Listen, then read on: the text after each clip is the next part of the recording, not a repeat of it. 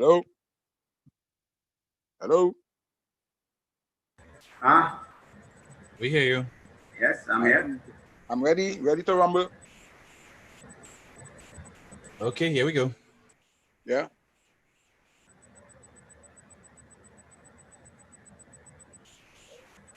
Good afternoon.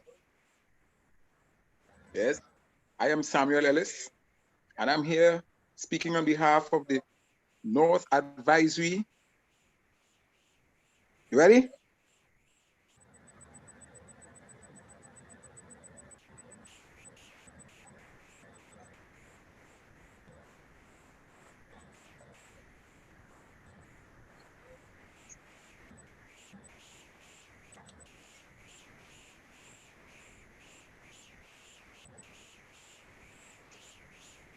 Yes, North Advisory of the Youth Department of the Seventh-day Adventist Church in Trinidad.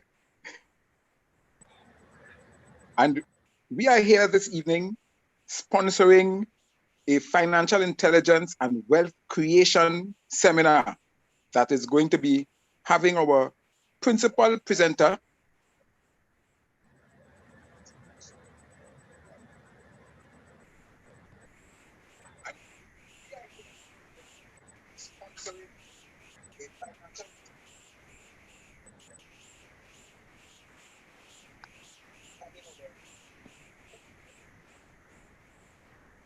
oh, let me just apologize. Technical difficulties. I'm trying to monitor the YouTube link on another device and I'm getting feedback. So just forgive me and let me start over.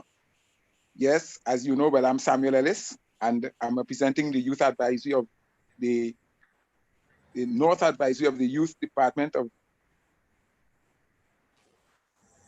the Seventh-day Adventist Church in Trinidad.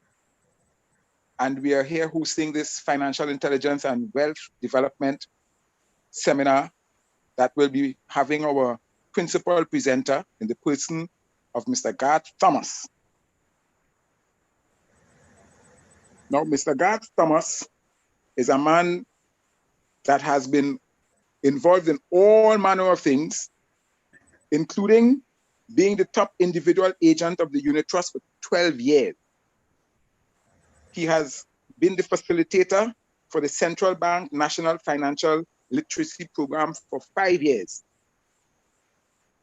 He is the Hall of Famer of the Life Insurance Industry Association, Hall of Famer for the Trinity College, Executive Director of Tomco Financial Services Limited, and the Director of AACTT.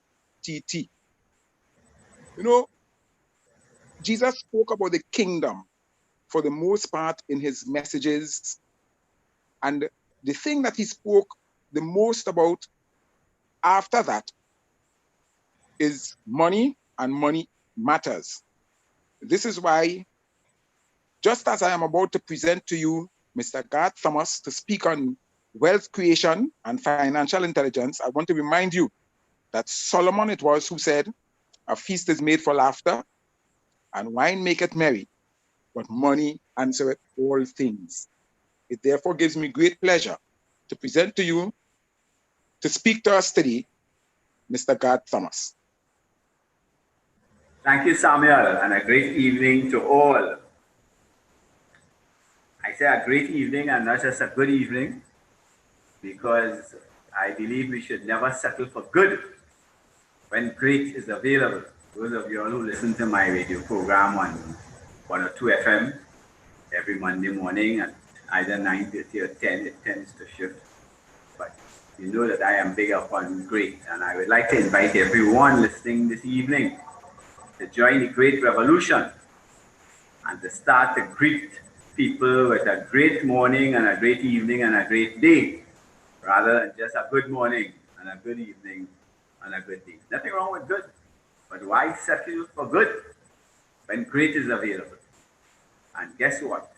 Great is always available. So we want to talk about money and we want to talk about wealth, and the two things are not necessarily synonymous. And I want to make a distinction between wealth and riches. To start with, wealth is eternal and riches are temporary. And therefore, you have to talk about not standard of living. When you talk about riches, you're talking about standard of living. And when you talk about wealth, you're talking about quality of life. There's the critical difference between the two things. One speaks to a standard of living and is measured primarily in tangible terms, and the other speaks to quality of life. And what price are you going to put on the quality of life? I want to start this evening, though, with a statement which everybody who is listening, I would like you all to repeat these words loudly for everybody in your earshot to hear. And the words are these, because these words will form the foundation of your wealth creation experience. So let's get these words together and make sure we have it as the foundation. And the words are, I am priceless. 3 simple words. I am priceless. And I want you to repeat it again. I am priceless. I am priceless. You should make a jingle out of those 3 words and sing it to yourself every day, every opportunity you get. When you're in the car driving in traffic, when you're in the bank waiting in the line, wherever you are, you should have this little jingle going on inside of your head, saying, I am priceless. I am priceless. I am priceless. No, I'm not good at singing. I'm good at talking. So you don't necessarily want to take my jingle, but create a jingle. Why? Because as I'm saying, in order to manage money, you have to be on top of money. You cannot be under money. And most of us operate under money. We're either under a burden of debt or we are under a burden of desire. Debt and desire guarantee that you are under money. And as long as you are under money, you cannot manage money. Money is managing you. So you have to get out from under money. That's the first step in moving toward creating significant wealth for yourself. Now, I made a distinction between wealth and riches, but I don't want you to get tied up, as the young people say. Riches are a part of wealth. Money is a part of wealth, but it is not all of wealth. Wealth is much more than just money. And it is this understanding that becomes fundamental to our ability to manage money. So, the foundation, I am priceless. Now, that is very scriptural in nature. Because in Genesis, it says that God made us in his image and after his likeness. So the imageless God created us in his own image and after his own likeness. Now we could preach a few sermons on just that verse scripture alone, but I'm not going to preach no sermons for you all this evening. You probably had enough of that already for yesterday and today and so on. All right? But you want to understand that you were made magnificently.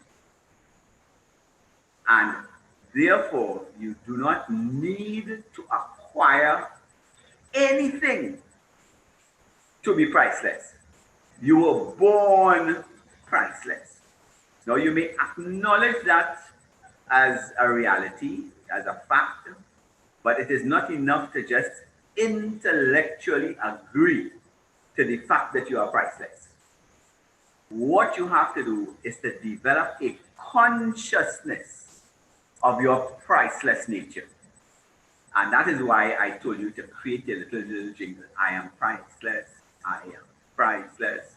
I am priceless. You know, you could put it to whatever beat you want. You could give it a reggae beat. You could give it a soca beat. You could give it a classical beat. Whatever beat you that works for you, give it to that. But be sure that you create that jingle, simple jingle, and make it the soundtrack of your life. Because if you do not understand your worth as a human being, and that it is not measured in dollars and cents, then the chances of your being able to manage money, not really good. Odds are that money will manage you. And you see, money is managing most of us as we proceed in this life. There's something called social conditioning.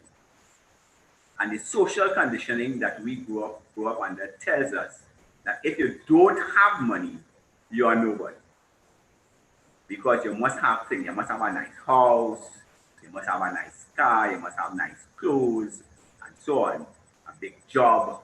All of these things are the measures that our world places on whether or not you are somebody.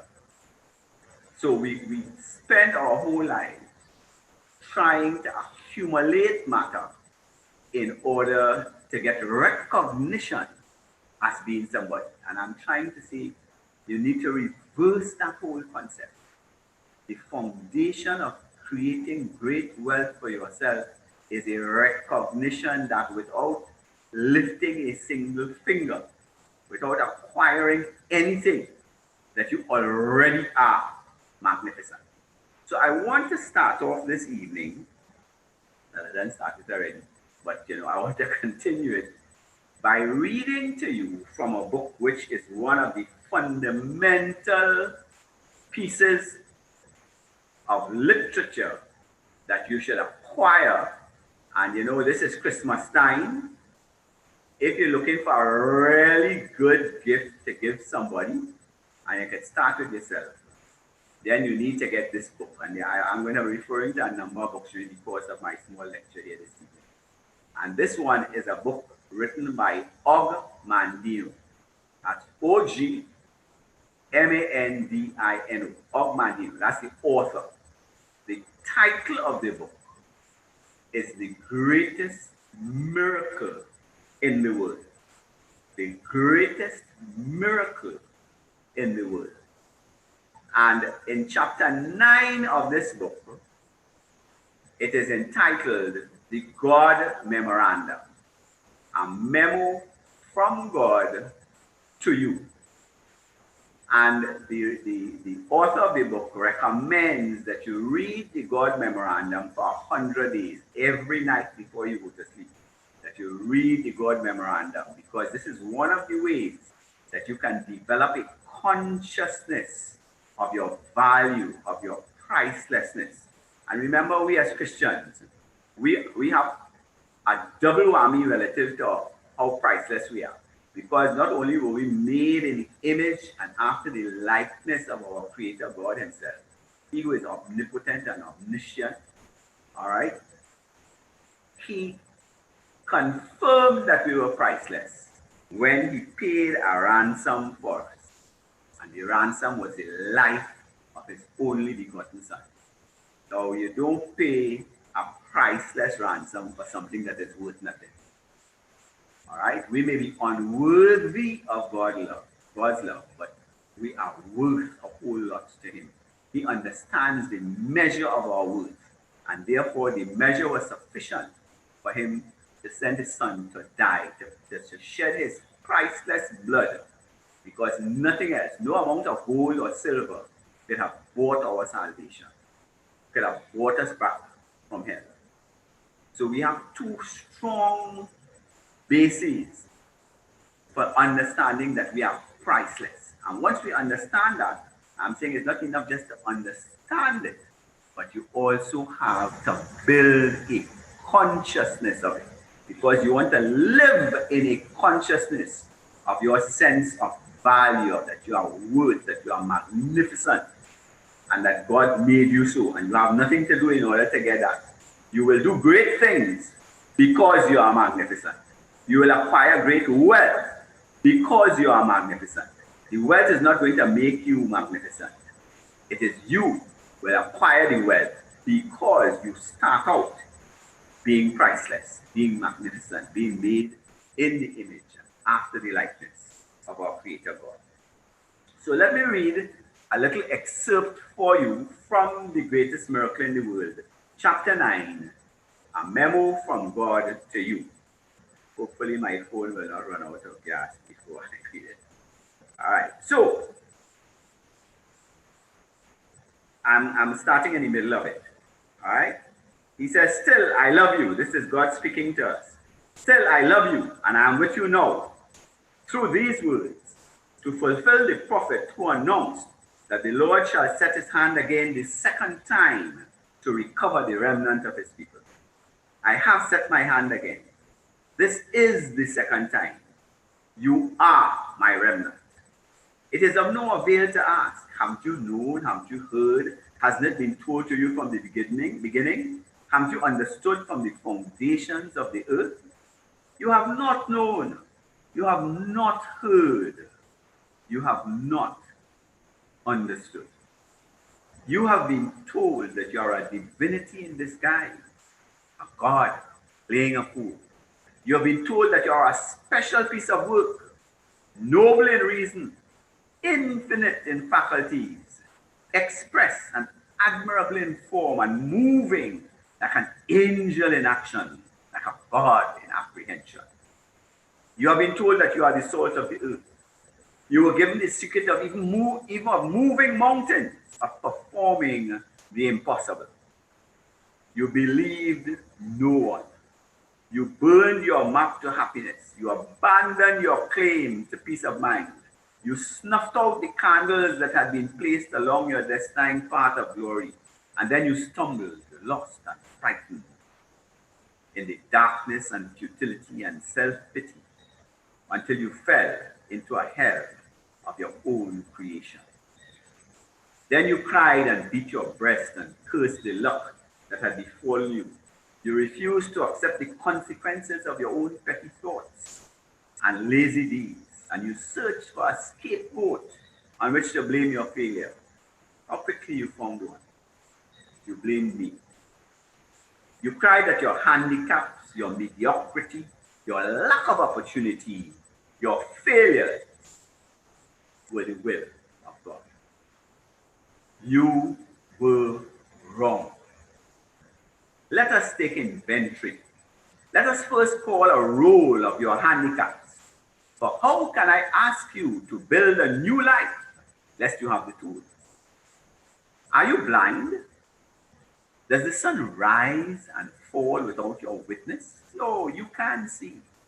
And the 100 million receptors I have placed in your eyes enable you to enjoy the magic of a leaf, a snowflake, a pond, an eagle, a child, a cloud, a star, a rose, a rainbow, and the look of love.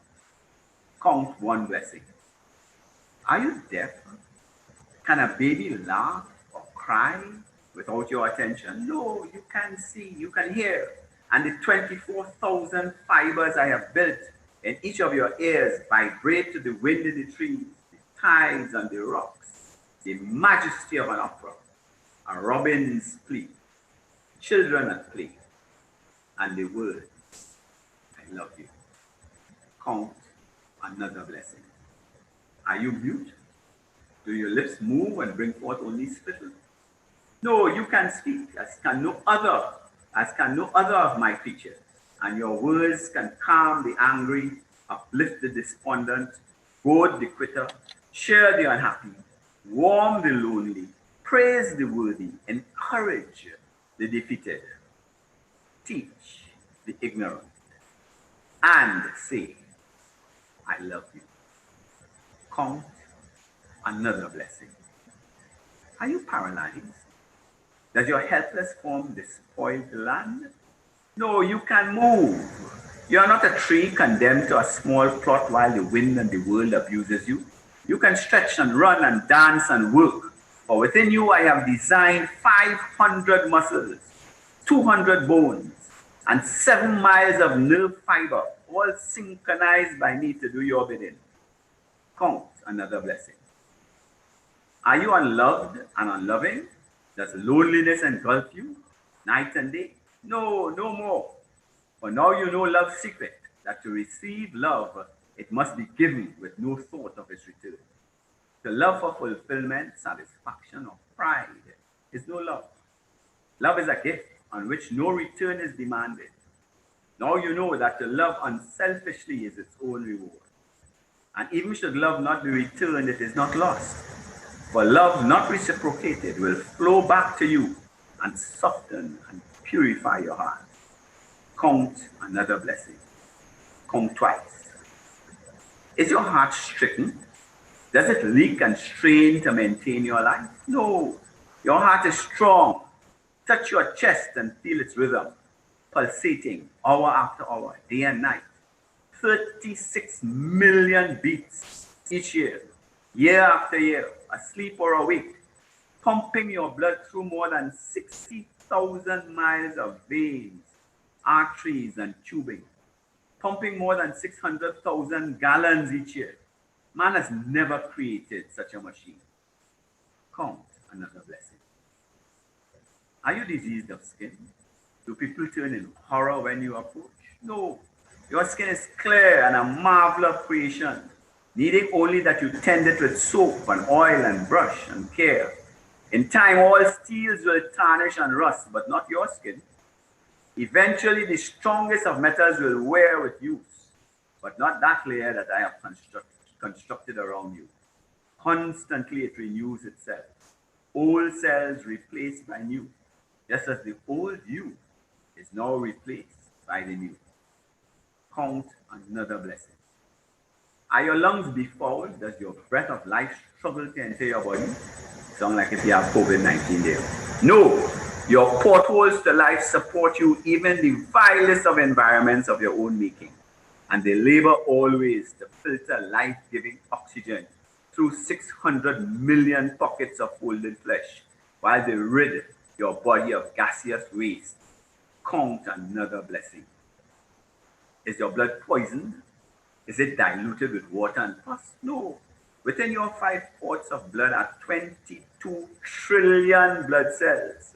And within each cell are millions of molecules. And within each molecule is an atom oscillating at more than 10 million times each second. Each second, 2 million of your blood cells die to be replaced by 2 million more in a resurrection that has continued since your first birth. As it has always been inside, so now it is on your outside. Count another blessing. Are you feeble of mind? Can you no longer think for yourself? No. Your brain is the most complex structure in the universe. I know. Within its 3 prongs are 13 billion nerve cells. More than 3 times as many cells as there are people on your earth. To help you file away every perception, every sound, every taste, every smell, every action you have experienced since the day of your birth.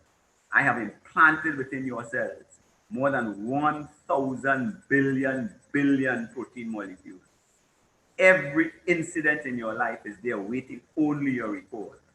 And to assist your brain in the control of your body, I have dispersed throughout your form 4 million pain-sensitive structures, 500,000 touch detectors, and more than 200,000 temperature detectors. No nation's gold is better protected than you. None of your ancient wonders are greater than you. You are my finest creation. And it is with a great effort of will that I stop reading, because whenever I start to read that, I get carried away. Because what it says, it speaks to me. It reminds me of who I am. It reminds me of my worth as an individual. So I don't measure myself by the world's standards. I am less concerned about standard of living than I am of quality of life. And therefore, in talking to you about financial intelligence this evening, I wanted to lay that foundation. That foundation, I am priceless. That is where the action begins. Once you understand that, and not just understand it, and I emphasize this again and again, that it's not just about understanding it. It is not just about agreeing to it. It is not just having intellectual assent to the idea. It is really about cultivating a consciousness of your own pricelessness. And that is not something that is going to be achieved overnight.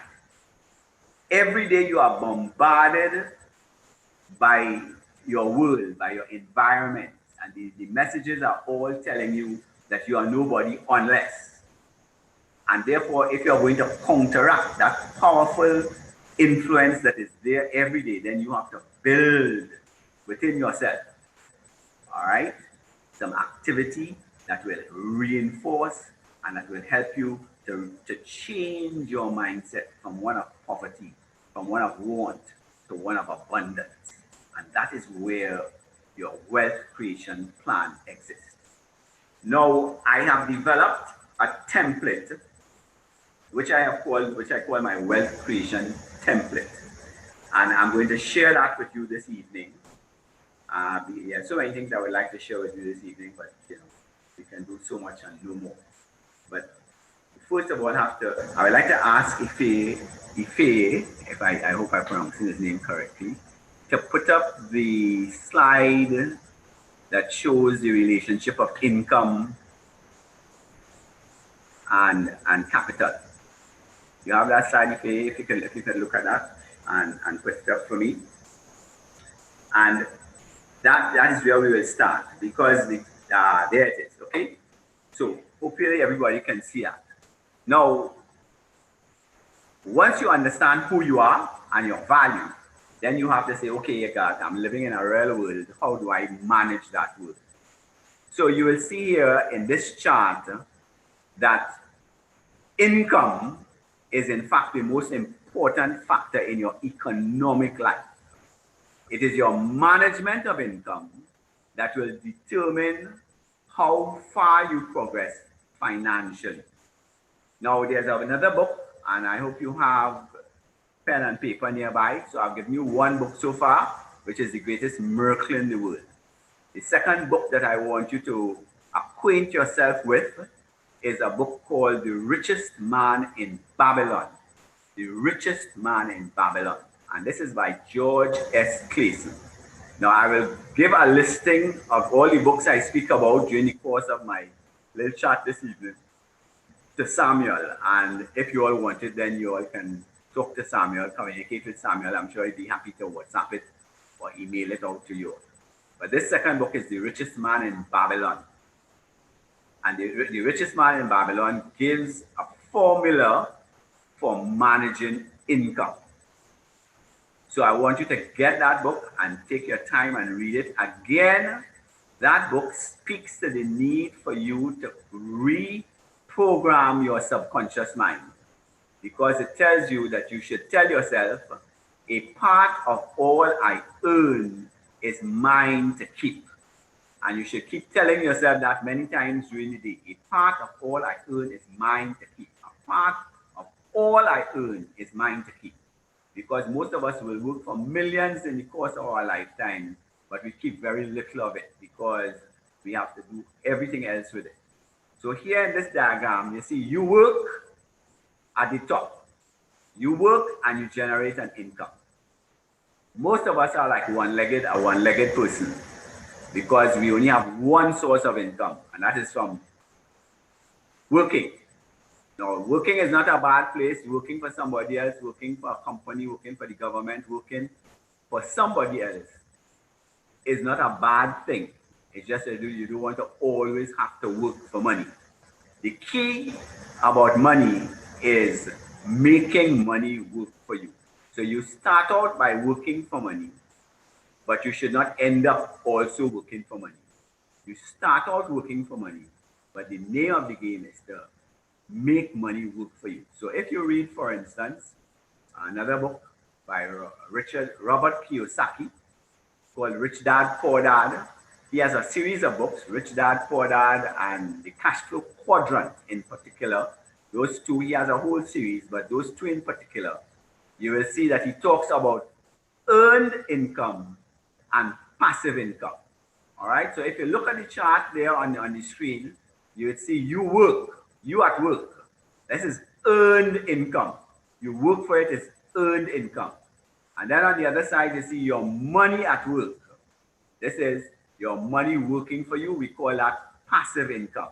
So the name of the game is not working for money. The name of the game is making money work for you.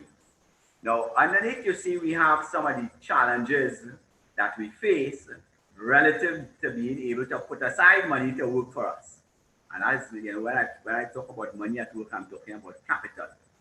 So you see, we have some basic needs, and I have not listed here all our needs. I've done really here just the very basic needs that we have: food, clothes, shelter, entertainment. Not necessarily in that order, because you know, for some people it's clothes, food, shelter, entertainment. And for some people it's entertainment, clothes, food, shelter, and so on. Everybody has their own particular styling, but the needs are the same, whatever the order of priority you give them. All right? Those needs have to be met from your income, from the money that you work for. And then after those needs are met, well, not necessarily after, because for some people it's before. Then you have wants. Now you notice I have a short list under needs. I have no list at all under wants. And you know the reason for that is, it's plenty of them. You know, according to what the Bible says, they like the demons, they're legion. Wants are legion. Wants are always there. They don't go to sleep. They don't go on holiday. They don't retire. They are always there. And they drive most of your expenditure, because very often people find themselves in financial trouble because they have given greater priority to their wants than to their needs. And that is so crazy. I mean, it sounds crazy, and it is crazy, but it is the reality of a lot of people out there. Of course, all of you are saying, not me, but that's not for me to judge. I'm just saying, you know, look at the whole relationship between you, your income, and your needs and your wants, and your ability coming out of that to put money to work for you. All right? Now, I come back again to my premise. I am priceless. Okay? Now, when most of us work, we want to buy stuff. All right? As money hits our hand, the question that pops into our mind is, what can I buy? And very often, as I'm saying, you know, what that falls under wants rather than needs. But there are some basic needs we tend to neglect. You don't want to neglect those needs. You want to be able to establish. So I don't have the time today, but we should talk also about budgets and a budget. Before you can really do a budget, you have to do what I call a pre-budget exercise. And your pre-budget exercise is to do a priority list of all the things you need to buy. And and that priority list, you will have needs, basic needs, and you have wants. And then you work out your priorities. You do the listing first, just put everything down as they come to your mind. You just put down all of those different things, and then you rank them. So the thing that is most important, you give a 10, next in line 9, next in line 8, and so on. So when you finish that whole exercise, you will have a clear idea of what you should be doing with your money. And when you read the book, The Richest Man in Babylon, you will see that one of the things the author identifies as a requirement for becoming wealthy is that you pay yourself first. So those are the two little mantras from The Richest Man in Babylon.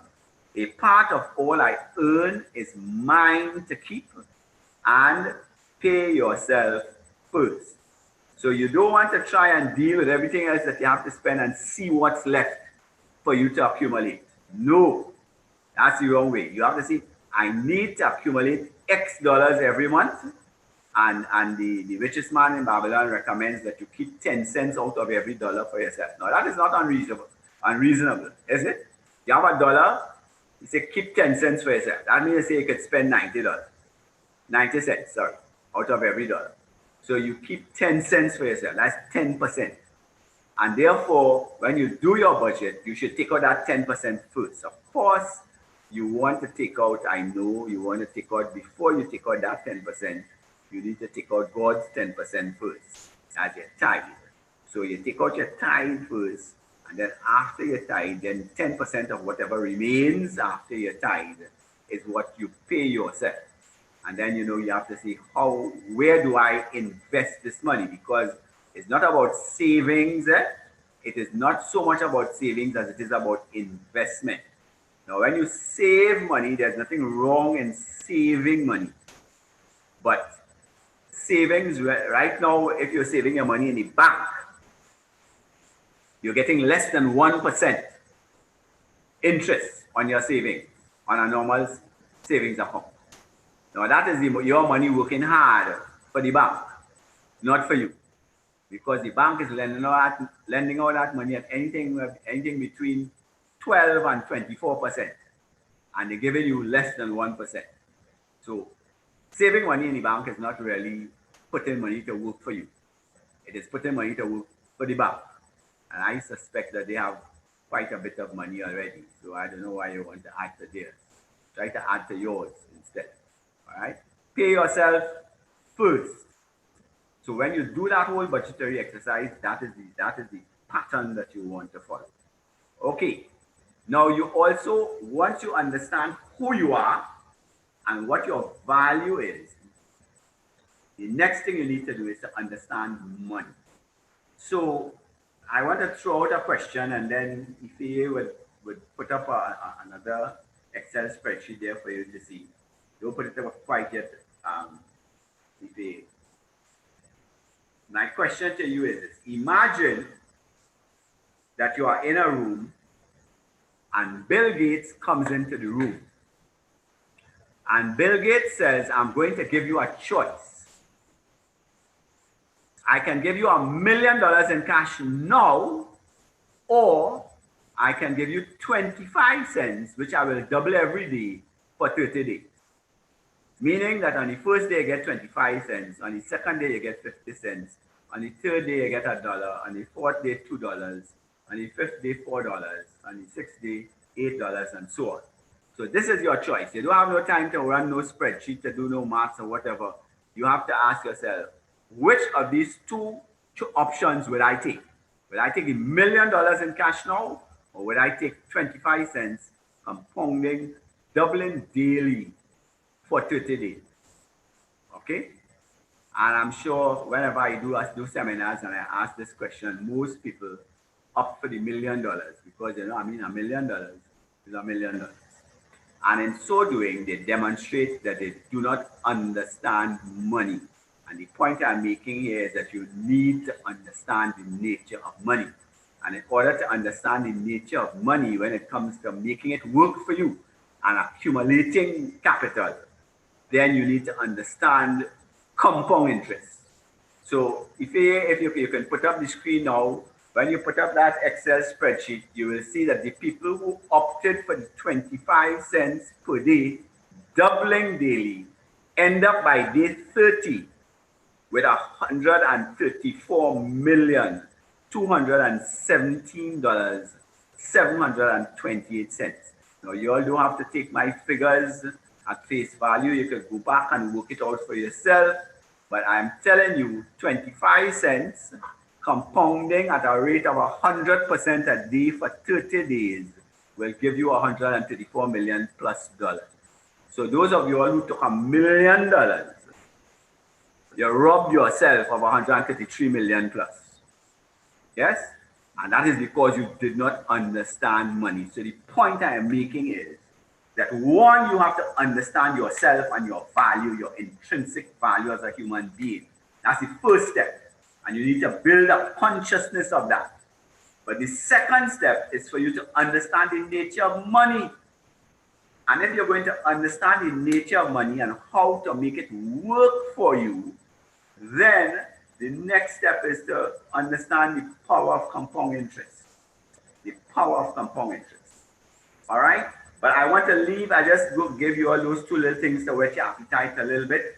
But I really want now, if you to look at the wealth creation template, because the time is running, and I really want to share that wealth creation template, because the significance of it is that it provides you with an opportunity to leverage your prime financial asset. Yes, your prime financial asset.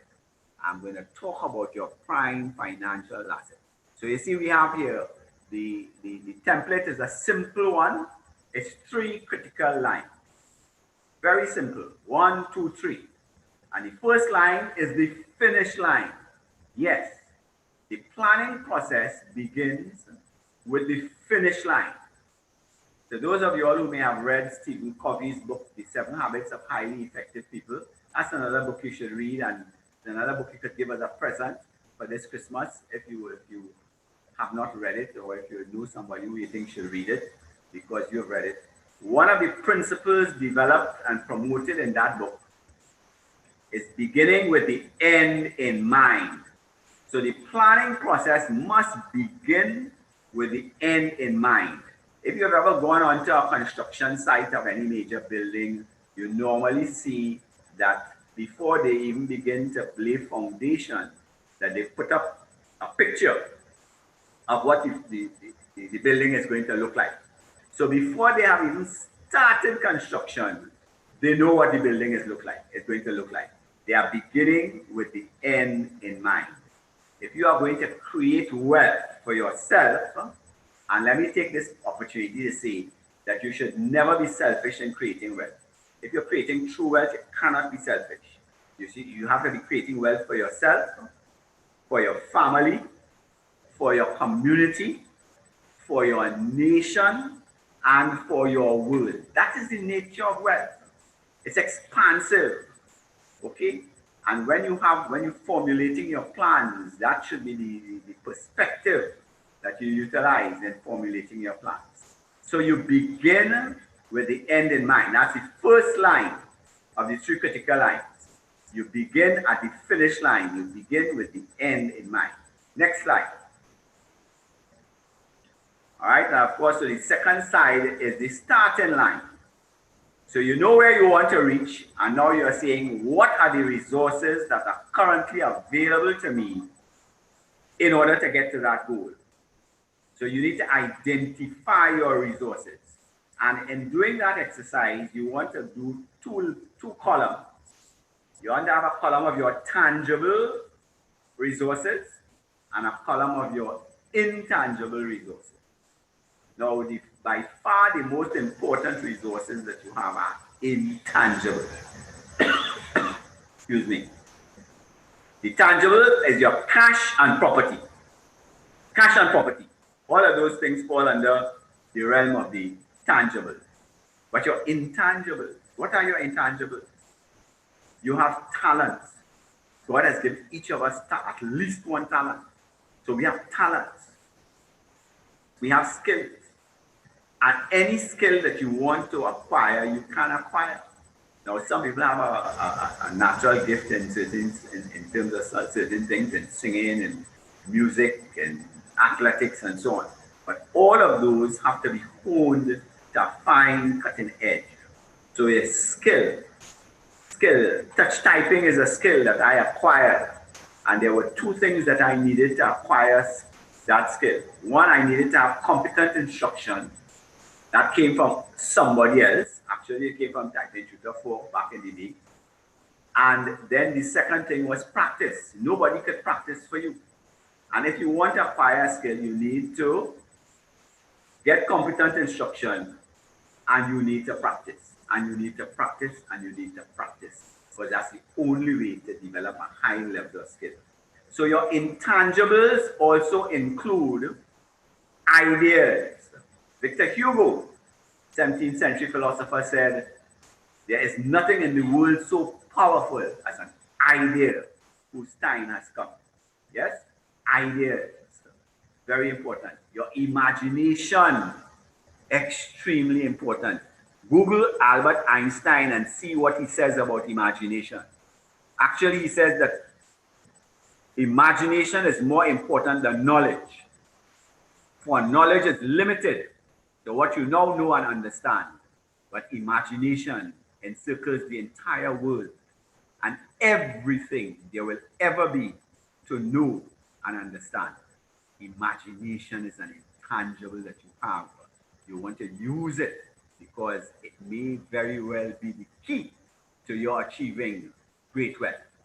So intangibles. Another key intangible is your relationships. Okay, relationships. Listen to me. The universe is a vast interconnected mechanism. And because that is the nature of the universe, relationships are most important. And that is why at the outset I said that wealth is more about relationships than it is about matter. Yeah? It's more about relationships. And we live in a world of so many different types of relationships. So you need to pay attention to your relationships. Relationships can provide you with enormous opportunity as you seek to advance your cause. So you want to establish a finish line. This is where I want to go. And when you're establishing that finish line, please use your imagination to imagine something that is grand, something that will motivate you. Don't measure yourself. Don't want to be a millionaire. Who wants to be a millionaire? As a TV show that has become a little dated now because we are talking about billions and trillions now. All right? Don't put that outside of your reach. So list your current resources. And I say current resources because you can only work with what you have. You can't work with what you hope you're going to get. You can't work with what you wish you had. These things are not available for use. You need to look and say, what do I have? 5 loaves and 2 fishes? What are they among so many? No problem. The guy on our side is the great multiplier. So you need to give thanks and break it and distribute it. Wealth is more about distribution than it is about accumulation. If you're hoarding, you're on the road to poverty. Yes? You need to be distributing. You know, they say Christmas is the time for giving and that Christmas should be whole year through. Very, very true. Giving, the wealthy give. When you read the book, The Richest Man in Babylon, you would see that he spent well on himself, on his family. He gave to charities. He gave. And yet every year he had more than he had the year before.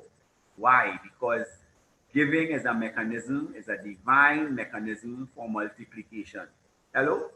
You want to write that down? Yes? Giving is a divine mechanism for multiplication.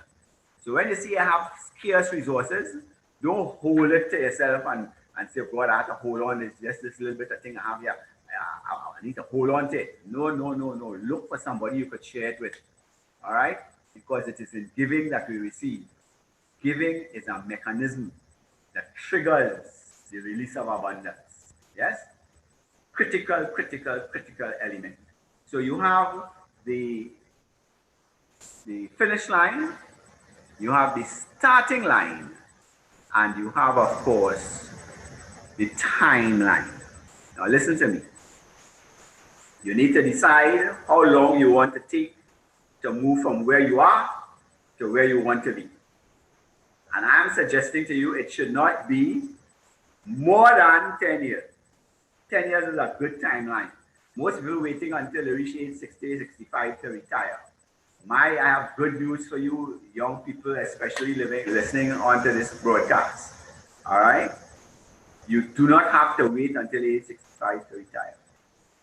To retire, you need to construct a portfolio of investments that will provide multiple streams of passive income. And if you use this template that I'm giving you here, you will be able to develop multiple streams of passive income and be able to retire in 10 years' time, if you're really serious, if you really put the thing into work. All right? So you have the broad base. Now let's go to what I consider to be the most important slide. Just run it down there for me. Next slide.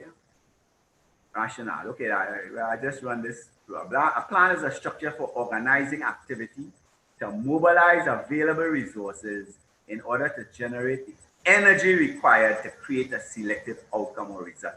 Okay, again, if you all want to have these things, just feedback to Samuel and I can get it out to you all. Okay, but notice it is about generating energy.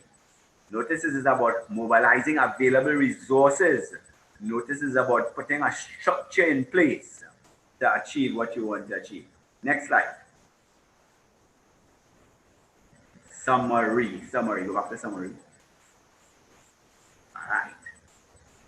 Finally, and this is the key to the whole template, people.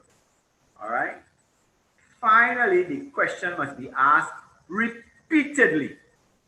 The question, the key to idea generation and to stirring the imagination and to mining the database of information contained in your brain in order to develop strategies for taking action.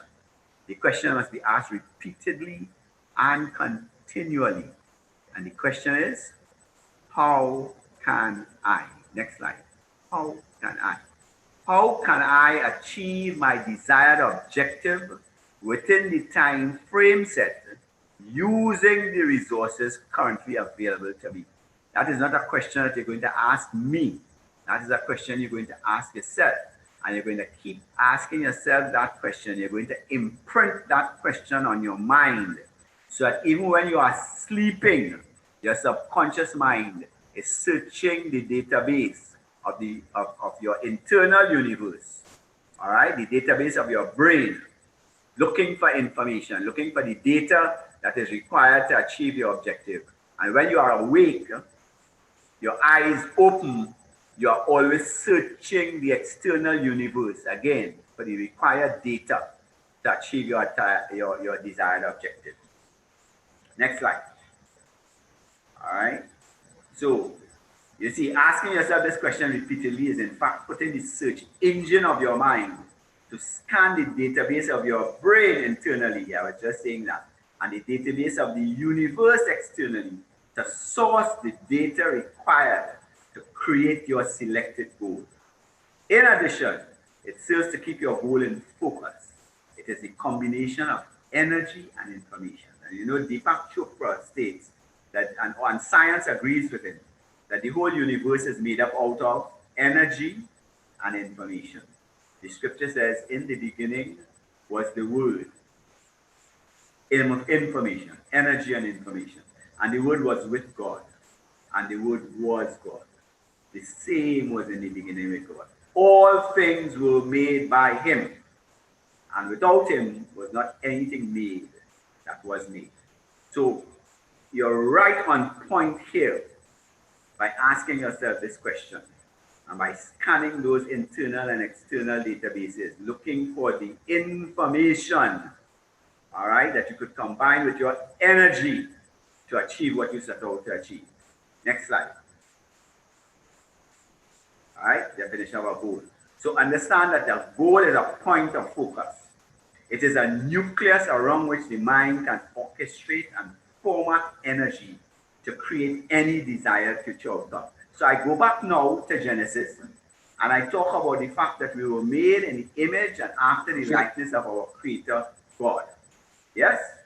So look what is happening here. In those 6 days of creation, what God was doing, God who is the source of all energy, he was formatting energy into various shapes and patterns, myriad patterns. Yes? Because listen to the word format, listen to the word formation, listen to the word information. Yes? You see, everything is revolving around that format. It's energy formatted. Matter is energy formatted. And it's divinely formatted to create the universe in which we live.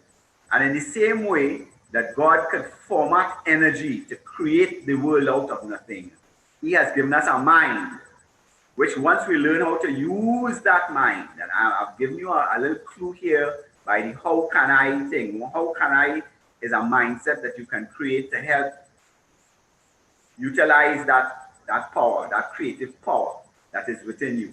All right? So that mind is what will orchestrate the universe to create your future desired outcome. And in doing so, this is one of the ways that you are reflecting being in the image, having been made in the image and likeness of our Creator God.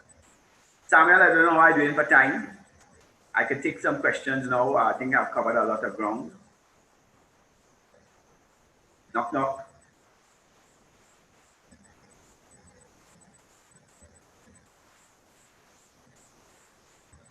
Hello, hello.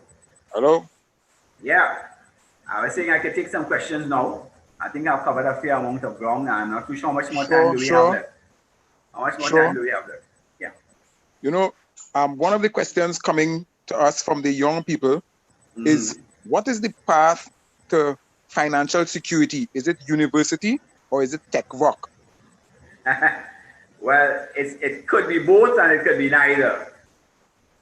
All right. The path to financial security is understanding your priceless nature, first of all, and two, creating a plan. You know, you cannot become wealthy by chance.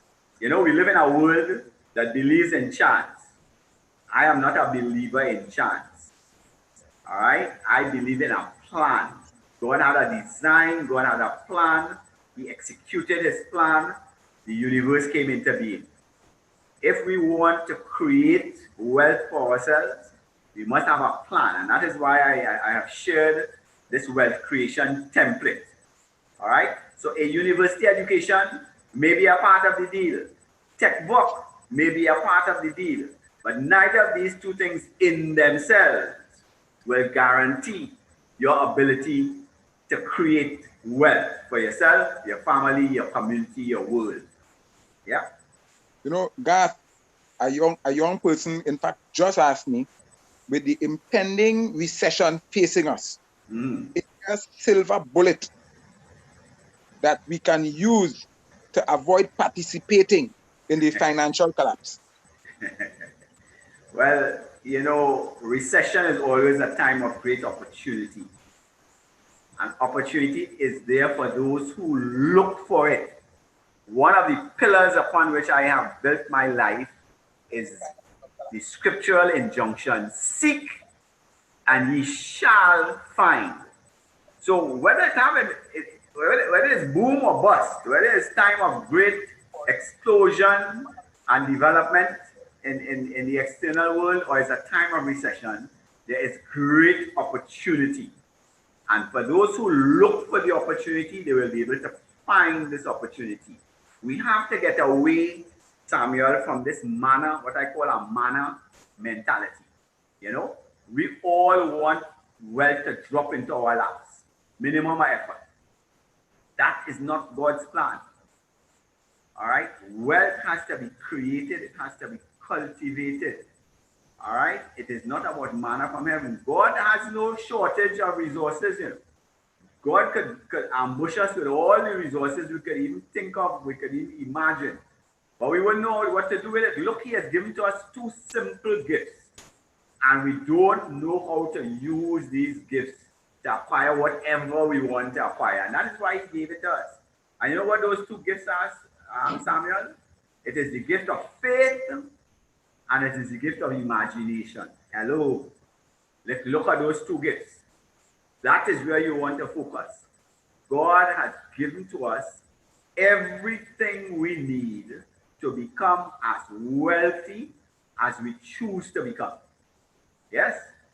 But we need to be careful about how we define that wealth. We need to make the distinction between wealth and riches. We need to make the distinction between a quality of life, rich in relationships, and just a high standard of living. There are enough examples, all right?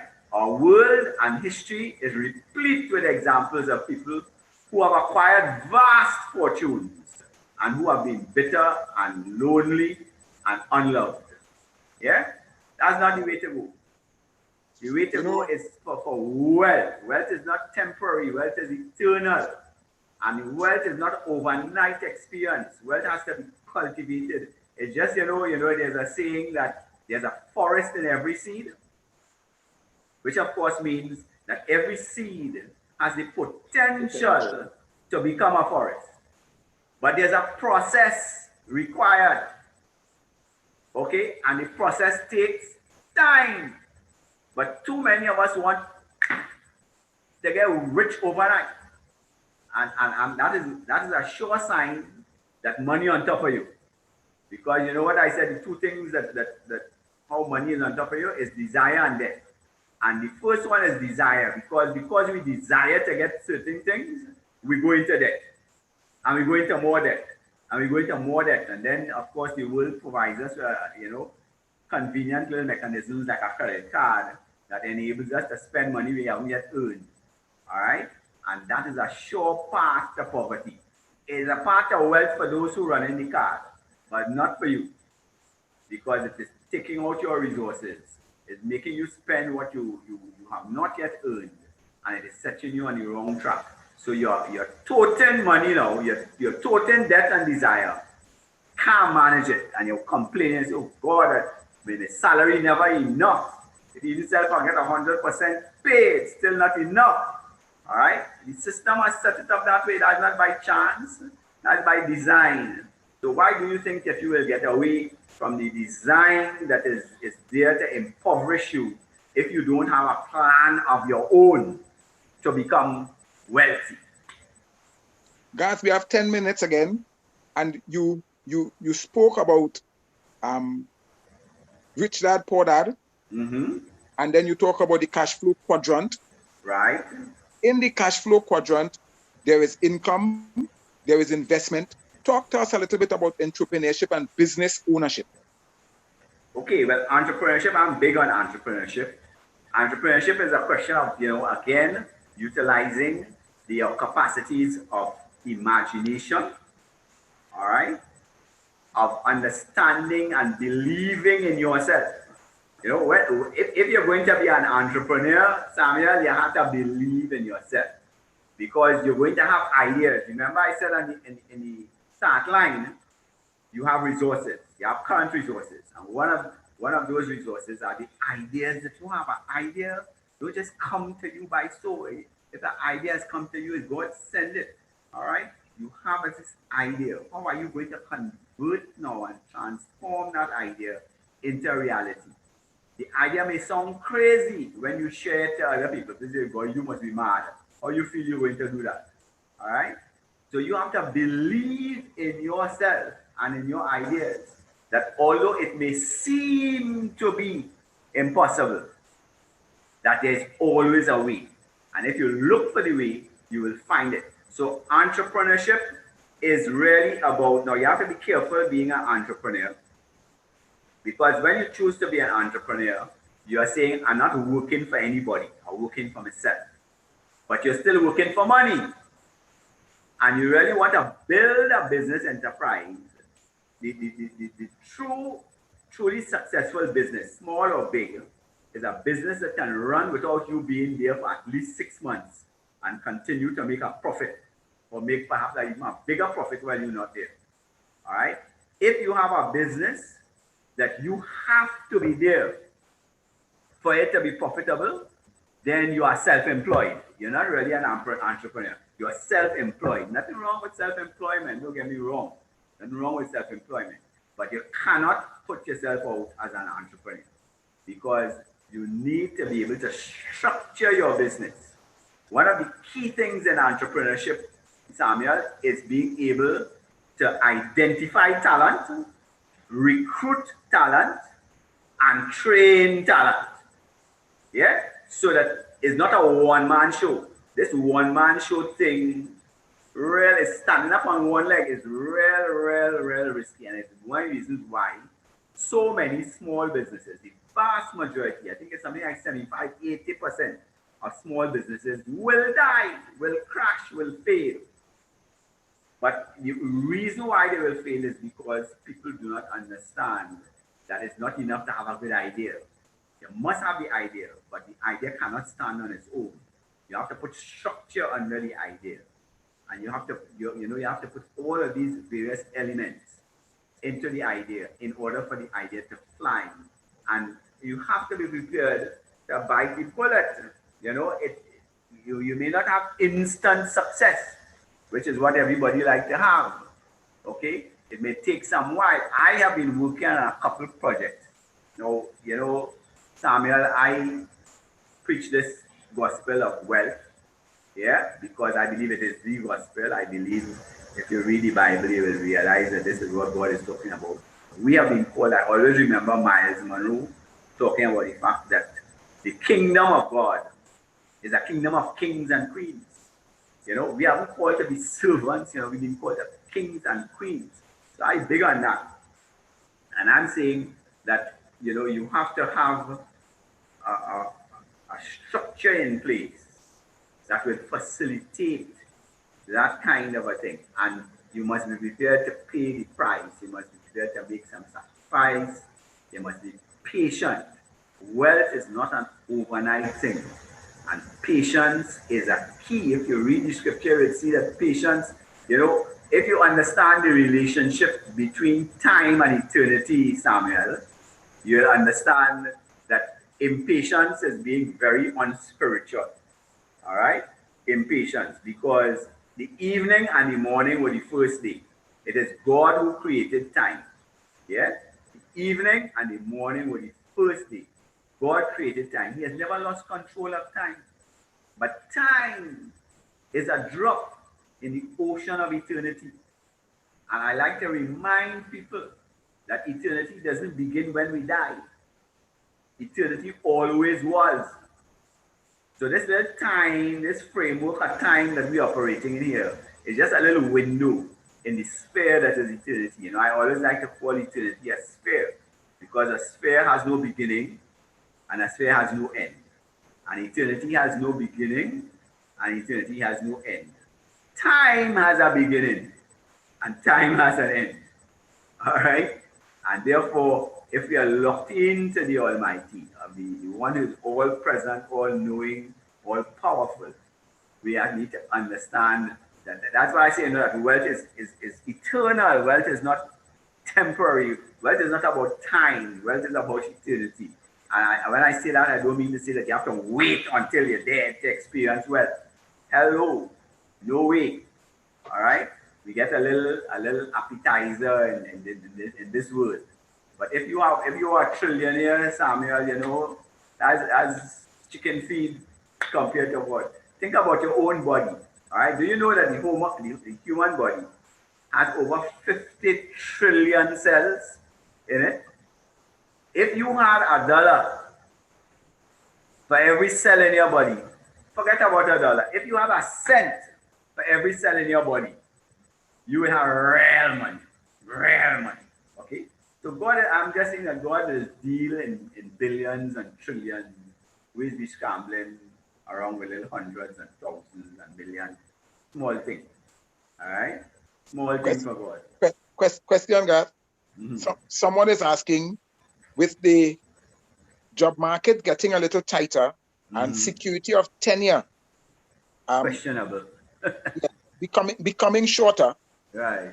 How is there a formula for transitioning from employment to self-employment to business ownership? I think what the person is really trying to find out is, how do you know when to leave your job and go full-time in business?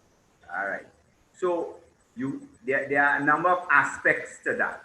One is that if you look back at the chart that I was showing you, you're working for money, you need to accumulate capital for investment.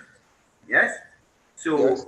I always advocate that if you're serious about getting ahead financially, you should be a member of a credit union, at least one credit union, because whereas you can deposit in the bank, you're never owner of the bank unless you buy shares in the bank.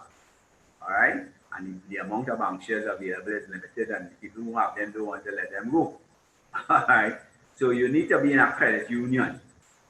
because that will provide you with a loan facility. It's one of the lowest cost loan facilities in the system. And it means that even if when you are paying your loan and you're paying interest on your loan, in a sense, you're paying yourself because you're going to get part of that as dividend.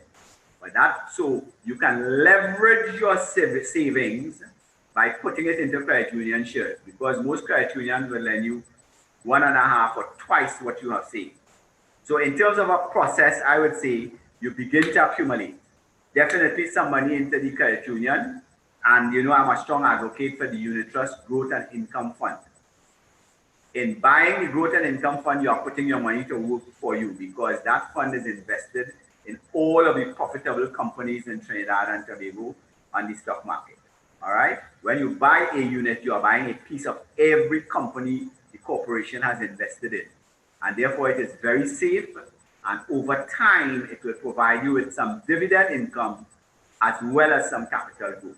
So I'm saying the credit union and the unit trust, I bought that was my first house. The second house that I bought as a result of money I had accumulated in the unit trust growth and income fund. All right? I accumulated the capital, the opportunity was there. I didn't have all the money that was needed, but you know, I always, you know, go brave. And I was able to purchase the house. I paid $400,000 for the house, and 10 years later, it was worth over $2 million. So, you know, so there's a process. And I'm saying the process begins by accumulating some capital. Then you want to begin a sort of a pilot project, dependent upon what kind of enterprise you want to create. Do a pilot project so you can iron out the kinks that you cannot see in advance. And then when you have the thing pretty well organized, then you're looking now to step up. And I don't think I used that spreadsheet in the program tonight, but I have a spreadsheet showing how, starting with as little as $1,000, that if you use the laws of compound interest, remember I spoke about the compound interest thing, all right, that using a 50% markup, that $1,000 invested with a 50% markup, 20 cycles, and you reach to over $3 million. All right, just starting with $1,000 and in 20 cycles. Now, I can't tell you how long the 20 cycles is going to take. That will be dependent upon you and how you manage your business. But if you use that simple compound interest structure, you can start with $1,000. Let us, for argument's sake, say, Samuel, that you bought nuts, all right, and you fry them and you bottle them and you sell them at a 50% markup. So when you do that, now you end up with $1,500 because it's a 50% markup on $1,000. Yes, it's $1,500. You take the $1,500, you reinvest it in the same business, and same 50% markup, you go up to, I think, $1,750. If for argument's sake, you stayed with the nuts and you were able to expand your production and so on, in 20 cycles, you would reach over $3 million. And if anybody who wants that spreadsheet, I could send that spreadsheet for them to show how it can be done. So I think that is the key to the question that you answered there, understanding the laws of compound interest, but doing the basics of accumulating some capital, of being brave enough to try your idea, and you don't have to get stuck in a rut, because in terms of the example that I pointed out there, you could start off with nuts, but there's nothing to say you have to stay in nuts. You could branch off, and once you're getting a larger volume of capital to work with, you could branch off into something else. Yeah, that you know that is more profitable and that you can keep the same system going. And I'm saying, if you do that 20 times, 20 cycles, 20 reinvestments, yeah, you will go from $1,000, your initial capital of $1,000, you go to $3 million plus. Anton?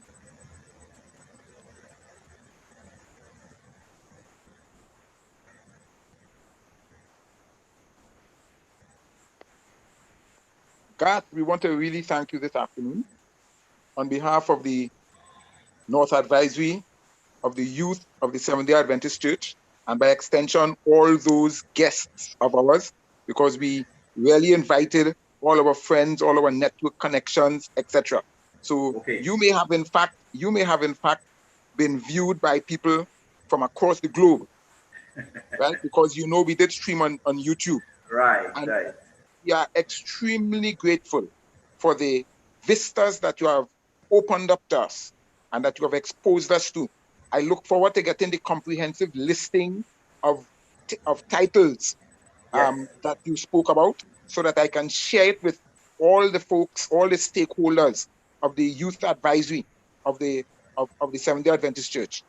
We really do thank you for sacrificing for investing your Sunday afternoon. that's And I hope encouraging. that the dividends will redound and touch the lives of not just those who you address this afternoon, but those who we will in fact reach out and share this information with.